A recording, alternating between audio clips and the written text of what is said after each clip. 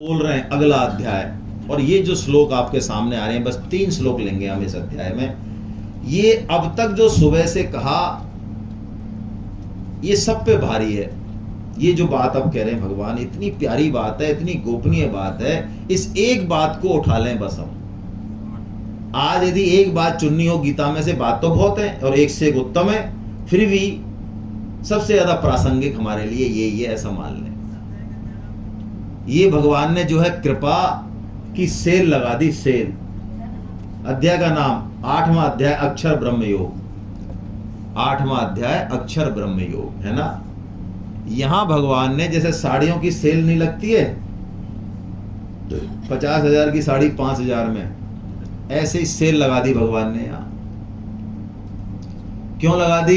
बहुत सस्ता माल बेच रहे हैं भगवान ने खुद की कीमत बहुत कम लगा दी भैया। कहने को तो स्वामी जी ने ऐसी बात की है, सुनने में अच्छी नहीं लगती है, लेकिन बात सही है कि जितने मेहनत में, पैसे में, शुल्क में कुत्ते की योनि मिले, उतने में भगवान की प्राप्ति हो जाए। बोलो, ऐसी कुछ बात है। कैसी बात है ये? आइए हम पढ़ते हैं। अर्जुन ने एक प्रश्न पूछा, 7 प्रश्न पूछे, 6 प्रश्नों का जवाब भगवान ने एक लाइन में दे दिया। 7वें प्रश्न के उत्तर में भगवान ने पूरा अध्याय बोला। वही 7वां प्रश्न हम लेने वाले हैं। बस 6 प्रश्न नहीं ले रहे हम। 7वां प्रश्न क्या है उसी पर चर्चा कर रहे हैं। अर्जुन ने यह पूछा 7वां प्रश्न कि प्रभु आप अंत समय में कैसे जानने में आते हैं? अंत समय का मतलब जब हम शरीर छोड़े तब आप कैसे जानने में आते हैं? ये अर्जुन का प्रश्न है और ये बड़ा जबरदस्त प्रश्न है।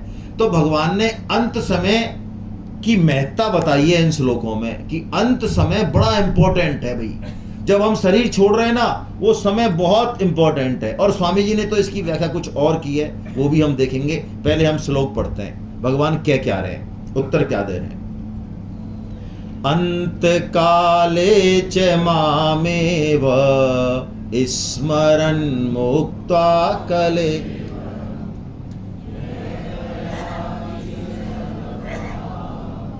याति नास्त्यत्र संशया। ये श्लोक बोला भगवान ने। क्या बोला? अंत काले च मामेव स्मरण उक्त्वा कलेवरम। कलेवर यानी इस देह को जो जिसका स्मरण करेगा वो अंत मामे, केवल और केवल यदि मेरा स्मरण करते हुए कोई इस देह को छोड़ता है तो वो मुझको ही प्राप्त होगा, इसमें कोई संशय। क्या बात है। अंत काल में गीता नहीं पढ़ी हो, हम मत पढ़ी हो, कोई अच्छे काम नहीं क्यों, हम मत क्यों, खूब पाप क्यों किए हो, बोले कुछ नहीं है, केवल अंतकाल में स्मरण कर ले। हाँ, भगवान ने कहा है भाई, जाते जाते सिर्फ भगवान का स्मरण करना है, नाम लेना है बस, और क्या करना है। बोलो, कोई कठिन काम है? कितना सरल काम है। हमको पता है ही हम कब मरने वाले हैं और उस समय हमारी कैसी स्थिति होगी, आंख कान नाक से होंगे, ये भी हमको पता ही है, पता है?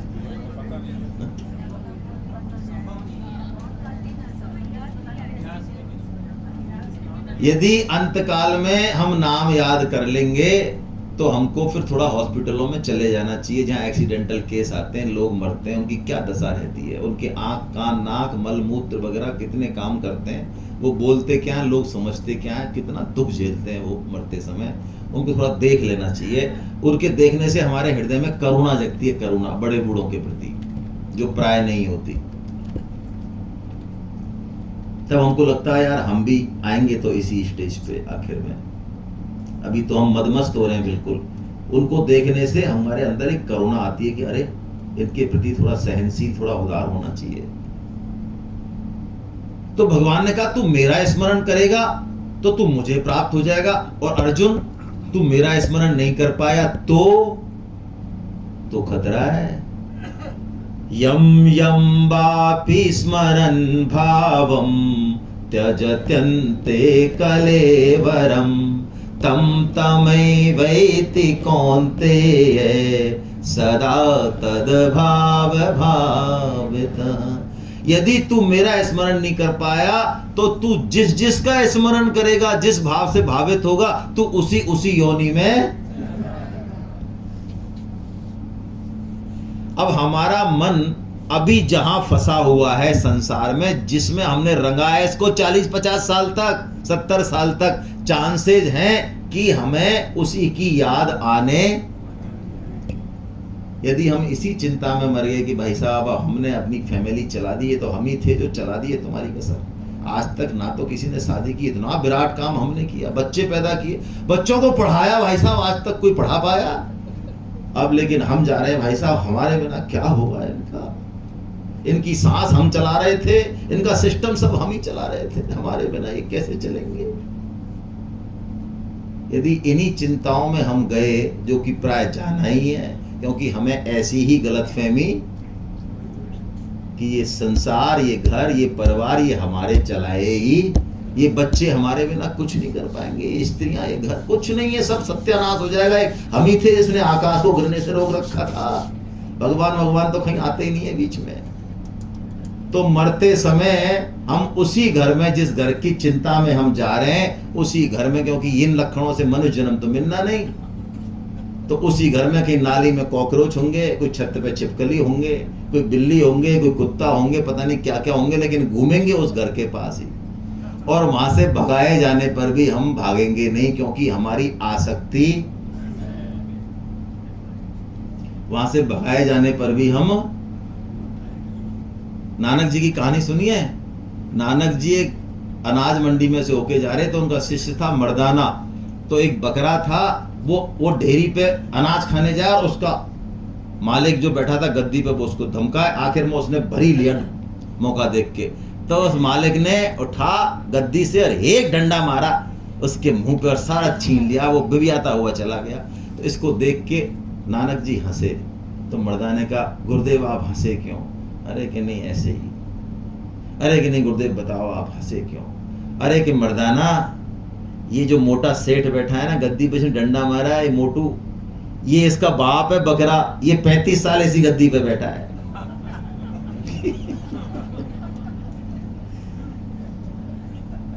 अब ये इस दुकान से और अनाज की ढेरी से बाहर जा ही नहीं सकता।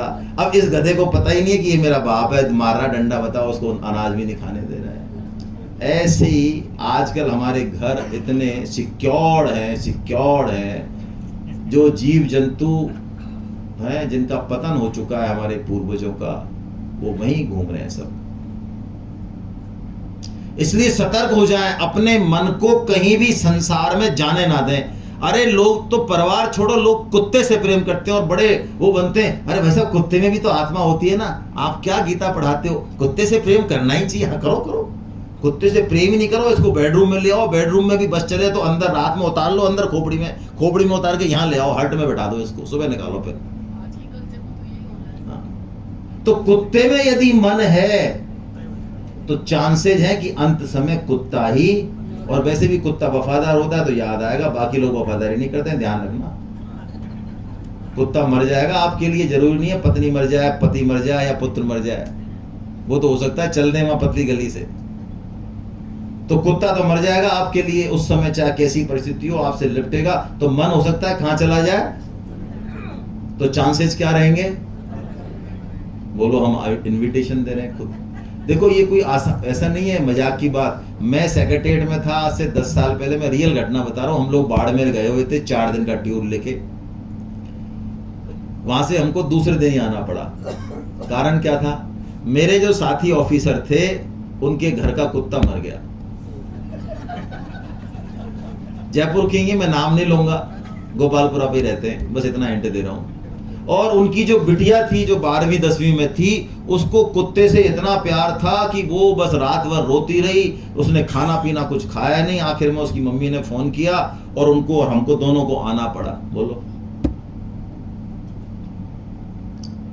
स्मरण का विज्ञान क्या है? हमारा मन अभी जहां है, अभी से हम इसको ट्रेंड करें। स्वामी जी कह रहे हैं अंत समय का मतलब है अभी जो समय, ये वाला जो जा रहा है, इसमें यदि हमने भगवान में मन लगाया तो चांसेस हैं कि अंत समय हमें भगवान की याद आएगी, नहीं तो ऐसे ही अल्टप्पू नहीं आएगी। अभी रात को तो हम देखें, सोशल मीडिया देखें, व्हाट्सएप देखें और एक बढ़िया सी कोई हॉरर मूवी देख लें और सोते ही जो है भगवान श्री कृष्ण आए बंसी बजाते हो, और भक्त क्या हाल है तेरे,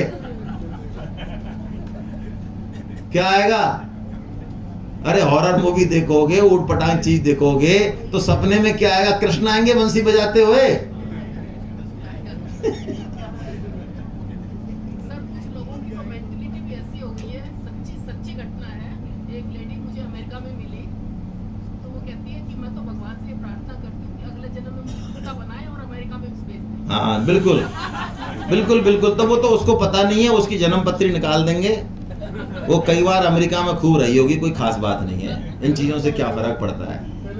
चलिए, वो तो बहुत सारे लोग स्वामी जी से ही मिलते थे, महाराज आप तो अमेरिका की कह रहे हो, हमको इंडिया में। स्वामी जी की बात सुन के उनको लगा अरे वास्तव में यहाँ भौतिक समृद्धि तो है, लेकिन ये चीजें तो इंडिया में मिलेंगी, हम तो इंडिया में जाना चाहते हैं। ये तो यही होता है, जो चीज हमको मिल जाती है उसकी कदर हमको होती नहीं। चलिए, अब भगवान ने जो काम की चीज बताई बस उसको ले रहे हैं, असली चीज जो पकड़ने की चीज है। अब ये 2 श्लोक तो हो गए, अब जो बात है इसको उतारना है, इसको लिख लेना है हृदय में। ये श्लोक ऐसा है, इसको जीवन जीने की कला है इस श्लोक में। इसको महामंत्र बोलते हैं, गीता का महावाक्य है ये, महावाक्य। यानी गीता से एक लाइन उठाई जाए तो ये उठती है, और भी है लेकिन ये बड़े काम की है। आइए, तस्मात् सर्वेषु कालेषु मामनुस्मरयुध्य च मयि अर्पित मनो बुद्धिर् मामेव वैश्यसि संशयम्।